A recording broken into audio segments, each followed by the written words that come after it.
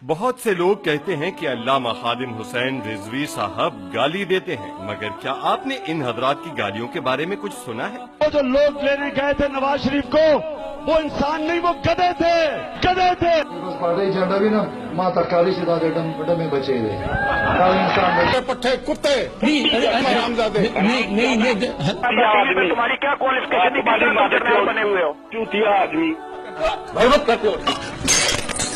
تیرا باپ 400 رشتہ، تیرا سارا خون کتوں کا خون ہے۔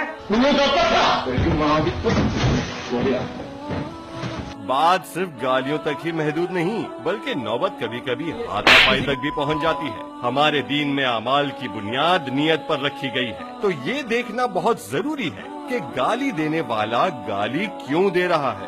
یہ سیاستدان ایک دوسرے کو گالی اس لیے دے رہے ہیں کیونکہ سامنے والے نے ان کے لیڈر کو، ان کی ذات کو نشانہ بنایا ہے، اس لیے ہاتھ اٹھا رہے ہیں کیونکہ بات ان کی ذات پر آ گئی۔ مگر جانتے ہیں خادم حسین رضوی کی جو کلپ ہر جگہ گردش کر رہی ہے وہ کب کی ہے؟ یہ کلپ غازی ممتاز قادری کی شہادت کے دوسرے دن کی ہے۔ اس دن ہر عاشق رسول کا دل غم سے بوجھل اور ذہن غصے سے بپرا ہوا تھا۔ امیر المجاہدین کا یہ غصہ اپنی ذات کے لیے ہرگز نہیں تھا، بلکہ اس بات پر تھا کہ اسلام کے نام پر حاصل کیے ہوئے ملک میں ناموس رسالت پر پہرا دینے والے غازی کو پھانسی پر چڑھا دیا گیا۔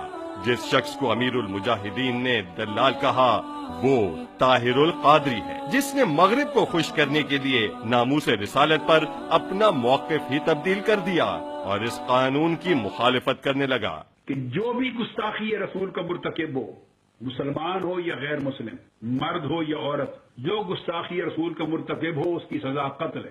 Whatever the law of blasphemy is not applicable on non-Muslims. It's not applicable on Jews and Christians and other non-Muslim minorities. It is just to be dealt with Muslims.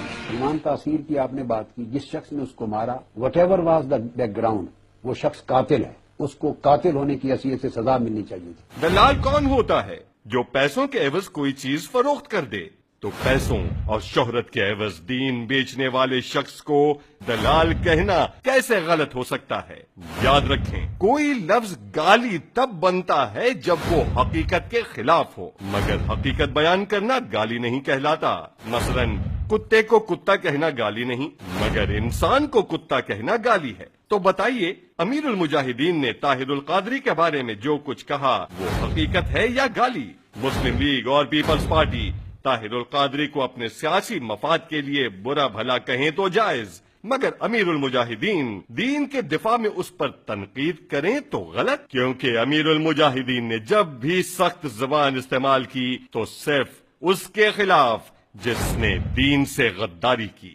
میں آپ کو چیلنج کرتا ہوں کہ ایک بھی ایسی ویڈیو پیش نہیں کی جا سکتی جس میں امیر المجاہدین نے خود پر تنقید کرنے والوں کو برا بھلا کہا ہو۔ ان کا ہدف صرف دشمنان دین ہے، ہم تو پھر بھی صرف سخت زبان پر اکتفا کیے بیٹھے ہیں۔ اب آئیے اصل مدعے پر۔ سخت زبان تو سب نے استعمال کی، سوال یہ ہے کہ آپ کس کی سخت زبان کو نظر انداز کرنے کو تیار ہیں؟ ان کی جو سیاست کے لیے لڑتے ہیں، یا ان کی جو دین کے لیے آواز بلند کرتے ہیں؟ فیصلہ آپ کا۔